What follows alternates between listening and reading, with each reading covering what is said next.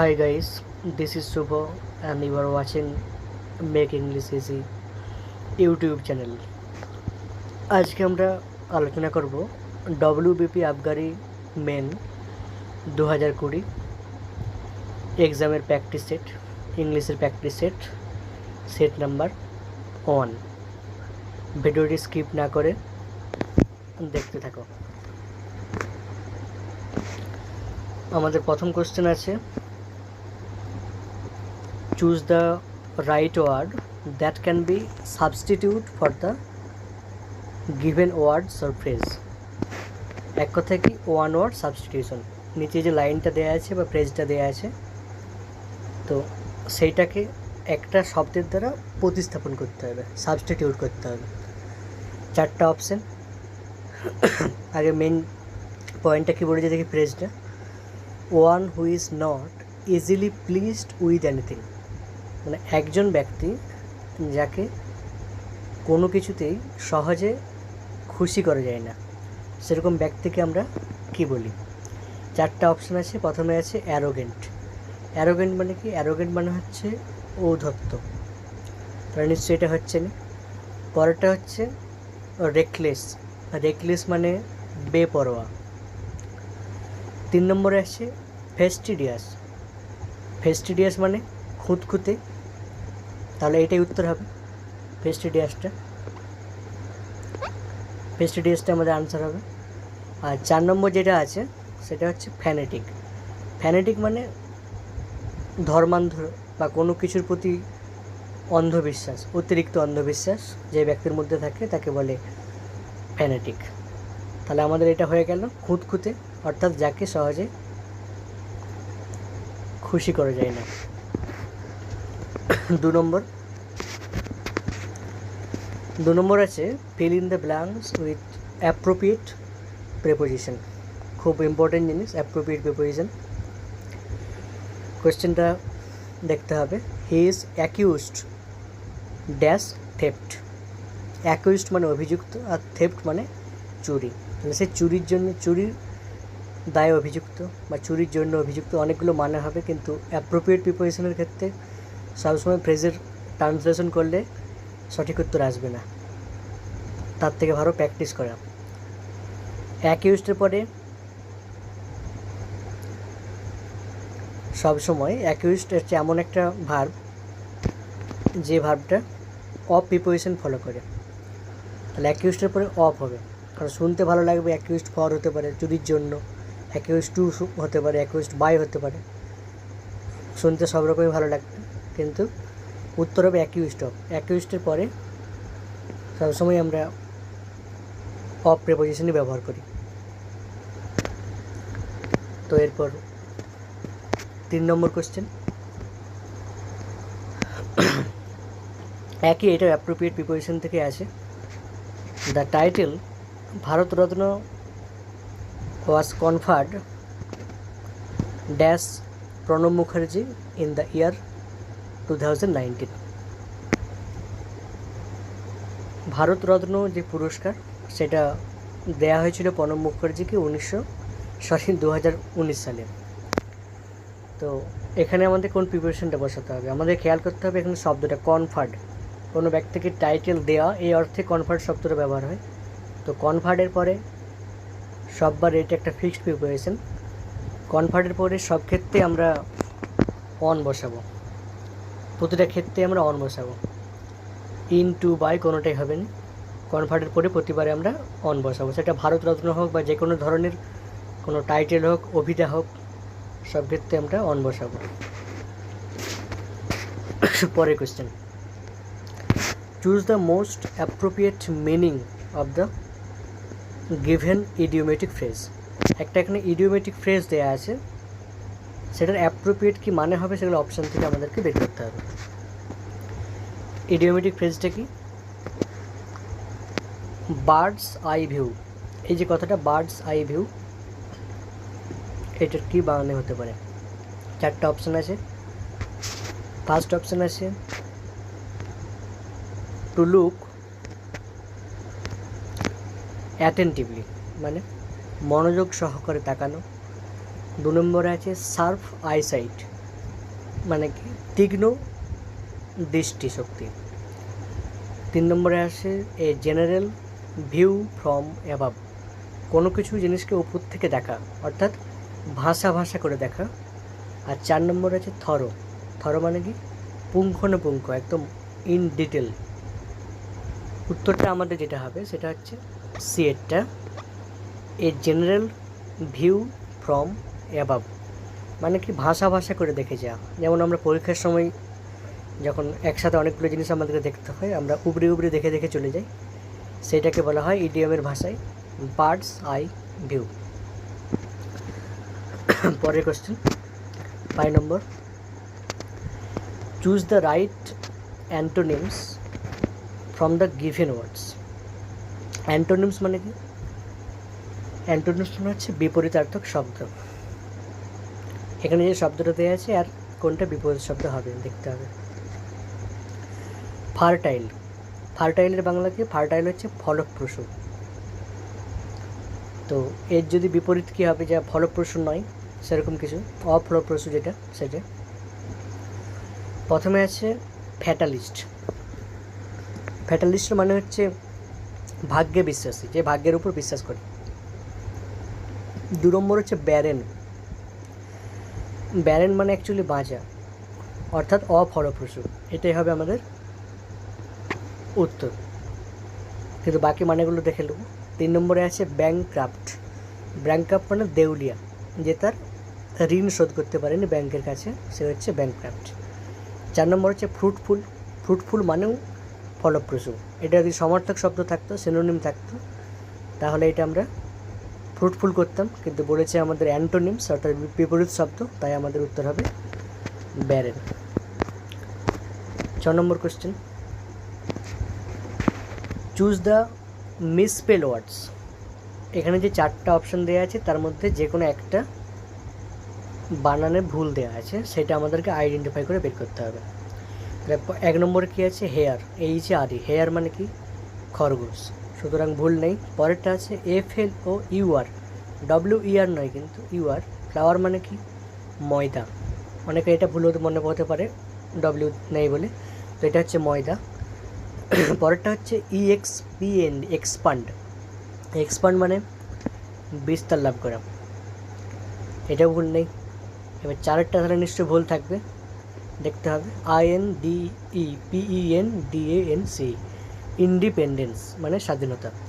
শুনতে ঠিকই লাগছে কিন্তু এই বানানটাই ভুল আছে। ভুলটা কোন জায়গায় আছে?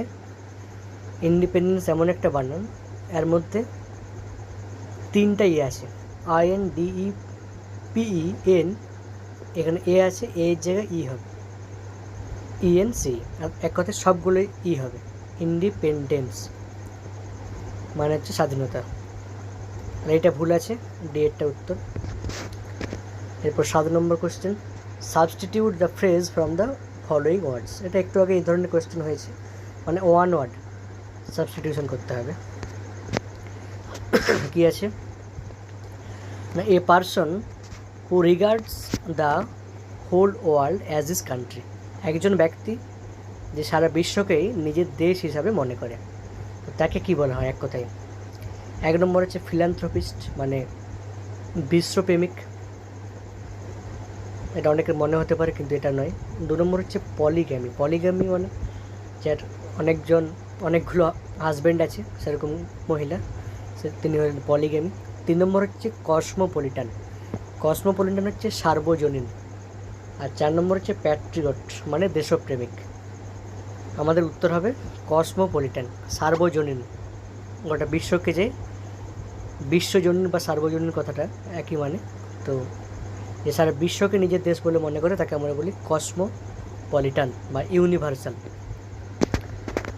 পরেরটা 8 নম্বর হচ্ছে mark the right synonym for the given word. নিচে যে শব্দ দেওয়া আছে ইনকোহারেন্ট, এর সমার্থক শব্দ বের করতে হবে। ইনকোহারেন্টের বাংলা মানে কি? ইনকোহারেন্টের বাংলা হচ্ছে সংলগ্ন। এবার দেখি অপশান কি আছে।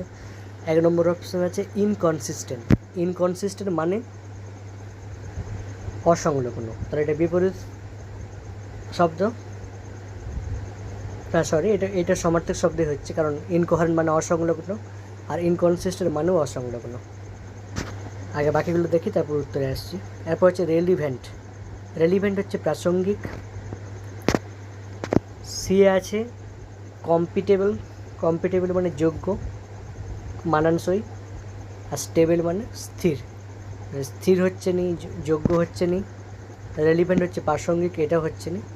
তাহলে আমাদের উত্তর হবে এটা ইনকনসিস্টেন্ট মানে অসংলগ্ন, একই মানে। ইনকোহারেন্টও যা, ইনকনসিস্টেন্টও তা। 9 number question, fill in the blanks with given appropriate preposition। ব্ল্যাঙ্কটাকে, শূন্যস্থানটাকে পূরণ করতে হবে অ্যাপ্রোপ্রিয়েট প্রিপোজিশন দিয়ে। কী আছে পড়ে দেখি। The Taj Mahal is made dash white marble. বোঝা যাচ্ছে তাজমহলটা তৈরির কথা বলা হয়েছে হোয়াইট মার্বেল দিয়ে। তো কী প্রিপোজিশনটা বসাবো? এখানে ভার্বটা আছে আমাদের মেড। মেডের পরে অপ বসে, মেডের পরে ইন বসে, মেডের পরে ফ্রম বসে, মেডের পরে বাই বসে, অনেক বসে। কিন্তু এই ক্ষেত্রে আমাদের উত্তরটা হবে মেড অফ। কেন মেড অফ হবে? আর মেড অফ সেই জিনিসগুলোকে বোঝায় একটা জিনিসের থেকে অন্য জিনিস যখন তৈরি হচ্ছে, তো নতুন যে জিনিসটা তৈরি হলো তার মধ্যে যদি আগের জিনিসটা দেখা যায়। যেমন এই ক্ষেত্রে যদি ধরি, তাজমহল তৈরি হয়েছে সাদা মার্বেল দিয়ে, তাজমহলের পরেও সেটা কিন্তু স্পষ্ট। কিন্তু আমরা যদি দেখি যে পনির, যেটা আমার দুধ থেকে তৈরি হয়েছে পনির, পনিরের মধ্যে কিন্তু দুধ দেখা যাচ্ছে না, সেরকম ক্ষেত্রে আমরা করব ফ্রম করব। সেরকম ক্ষেত্রে আমরা ফ্রম করব। আর ইন করব দেশের নাম বোঝালে, যেমন made in China, made in India, তখন আমরা ইন করব। আর বাই কখন করব? কোনো ব্যক্তির দ্বারা অথবা সংস্থার দ্বারা। যেমন the phone has been made by Samsung, সেক্ষেত্রে আমরা বাই করব। এটা মনে রাখতে হবে। এই ক্ষেত্রে আমরা অফ করলাম। পরেরটা 10এরটা। 10এরটা কী আছে না, choose the right passive form. Passive form মানে বোঝা যাচ্ছে অ্যাক্টিভ থেকে প্যাসিভের কথা বলা আছে, অর্থাৎ ভয়েস চেঞ্জ করতে হবে। You have to do this immediately. তোমাকে এটা এখনই করতে হবে, অর্থাৎ তৎক্ষণাৎ করতে হবে। এবার একটু বিশেষ ধরনের বাক্য আছে, তো আমরা আগে অপশানগুলো দেখি কী আছে। প্রথমেটা আছে this has been done by you immediately. অনেকের এটা মনে হতে পারে যে হ্যাভ আছে, এখানে সাবজেক্ট যেহেতু আমাদের দিস, তো দিসের পরে হ্যাজ বসে আর ভয়েসের নিউ অনুযায়ী আমরা বিন বসাই। এখানে কিন্তু ওই লজিকে হবে না, হ্যাভ টু সেন্স আছে, আলাদা একটা সেন্স। পরেরটা আছে this has to be done by you immediately. তোমাকে এটা করতেই হবে ইমিডিয়েটলি। হ্যাজ টু ডান আছে, এটাও হবে না। এরপর দেখি 3 নম্বর কী আছে। 3 নম্বর আছে this has to be done by you immediately. এইটাই হবে হ্যাজ টু বি ডান। আর টু এর পরে ডাইরেক্ট আমরা ডান বসাতে পারেন। ডান হচ্ছে ভার্বের থার্ড ফর্ম, তাই আমাদের আগের অপশানটা হলো নি, এইটা হবে। কেন হবে পরে বলছি, আপাতত 4 নম্বরটা দেখা যাক। This have to be done by you immediately. এটা একই রকম দেখাচ্ছে, কিন্তু দিসের পরে হ্যাভ বসানো হয়েছে। দিস যেহেতু সিঙ্গুলার, সেক্ষেত্রে আমাদেরকে ভার্বটার সিঙ্গুলার বসাতে হবে, তাই এখানে হ্যাজ হবে। তাহলে আমাদের 3 নম্বর অপশানটা কারেক্ট। এরপর 11 দাগ। 11 কী আছে, turn the phrase into indirect speech. অর্থাৎ প্রত্যক্ষ থেকে পরোক্ষ, ডাইরেক্ট থেকে ইনডাইরেক্টে করতে হবে। কিসে করতে হয় এই জিনিসটা? না, ন্যারেশন চেঞ্জের ক্ষেত্রে, উক্তি পরিবর্তনের ক্ষেত্রে। আগে প্রশ্নটা পড়ি। I came home last night said he. প্রথমে থাকলে হি সেড হয় এবং শেষের দিকে থাকলে সেড হি লিখতে হয়। তো আমি গতকাল রাত্রিতে বাড়ি এসেছিলাম, তিনি বলেছিলেন। তো এটা আমরা কি করব? প্রথমেরটা দেখি, প্রথম অপশান কী আছে। He said that I came home last night.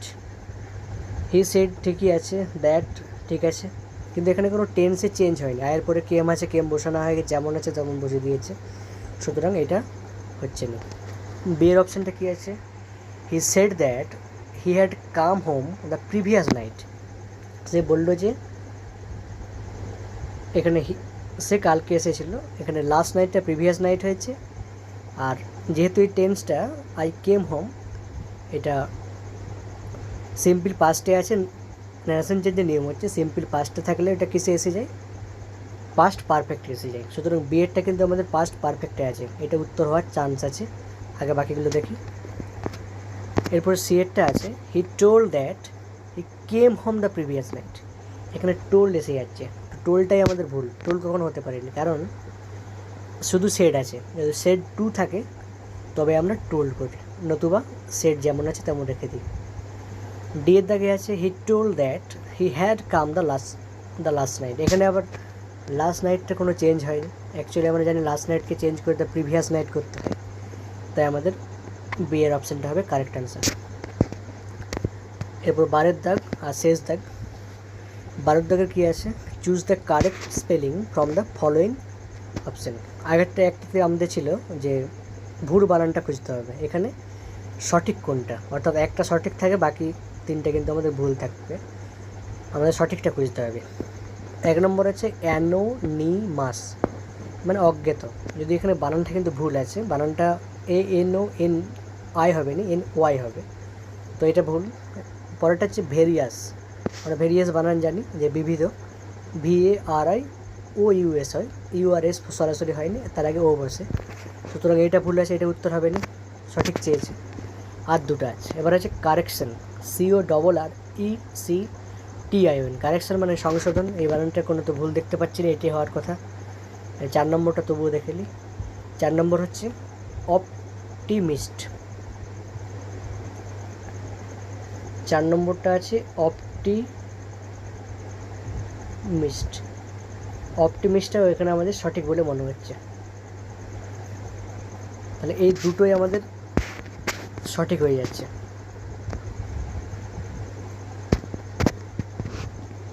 এই দুটোই সঠিক। আমাদের প্রশ্ন একটু টাইপিং মিস্টেক হয়েছে, এখানে দুটোই সঠিক। Thanks guys for watching. ভিডিওটা ভালো লাগলে লাইক করুন, বন্ধুদের সঙ্গে শেয়ার করুন, আর আমাদের টেলিগ্রামের লিঙ্ক দেওয়া আছে নিচে, ওখানে যুক্ত হলে এই যে ভিডিওটা করেছি এর পিডিএফগুলো বিনামূল্যে পাওয়া যাবে। Thank you.